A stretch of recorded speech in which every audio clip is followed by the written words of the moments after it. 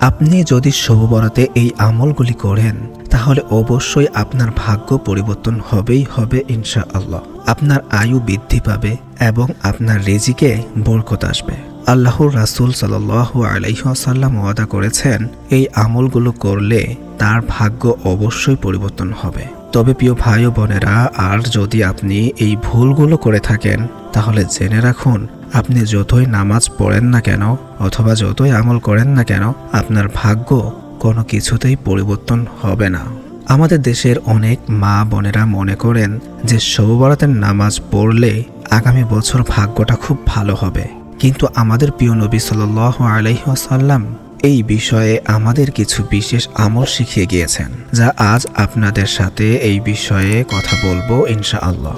আপনারা জানেন রিজিকের বরকত এবং আয়ুর বৃদ্ধি সকল কিছুই মহান আল্লাহ তাআলার হাতে।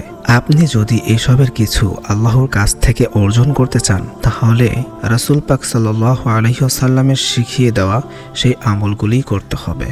তো আসুন জেনে নেওয়া যাক রাসূল পাক সাল্লাল্লাহু আলাইহি ওয়াসাল্লাম আমাদেরকে কি আমল করতে বলেছেন।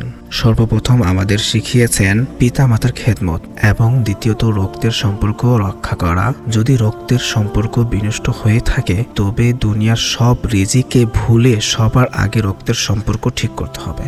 এবার আমার কথাগুলো মন দিয়ে শুনুন, সব ভুলে যান, ক্ষমা করে দিন, আত্মীয় স্বজনদের সম্পর্কগুলো বজায় রাখুন। তবে মনে রাখবেন, সর্বপ্রথম পিতা মাতার খেদমত ব্যতীত আপনি আপনার ভাগ্য আল্লাহর কাছ থেকে পরিবর্তন করতে পারবেন না। আল্লাহর রাসূলের স্পষ্ট ঘোষণা, আল্লাহর পক্ষ হতে বরকত পেতে হলে অবশ্যই পিতা মাতার খেদমত করতে হবে এবং রক্তের সম্পর্ক রক্ষা করতে হবে। সবথেকে গুরুত্বপূর্ণ কথা হচ্ছে শবে বরাতে আল্লাহ তাআলা তার বান্দার গুনাহ মাফ করে থাকেন, সুবহানাল্লাহ। আর ভাগ্য পরিবর্তনের জন্য বাবা মায়ের খেদমত করা এবং ভাই বোনদের হক রক্ষা করা।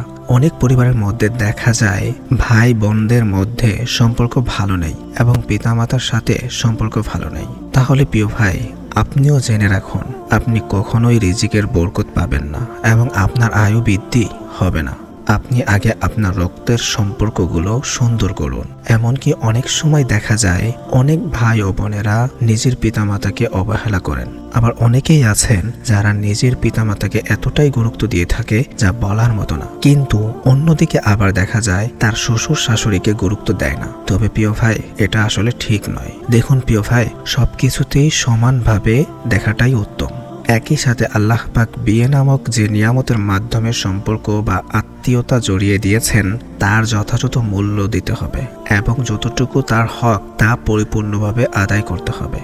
দেখুন প্রিয় ভাই, বিশ্বাস রাখুন, এগুলো যদি আপনি করতে পারেন তাহলে আপনার ভাগ্য পরিবর্তন হবেই হবে ইনশাআল্লাহ। শবে বরাতের নামাজের পর ভাগ্য পরিবর্তন হোক বা চাই না হোক, সারা জীবন যদি আপনি এই আমলগুলো করতে পারেন তাহলে আপনার ভাগ্য পরিবর্তন অবশ্যই হবে ইনশাআল্লাহ। এটা আল্লাহর রাসূলের ওয়াদা।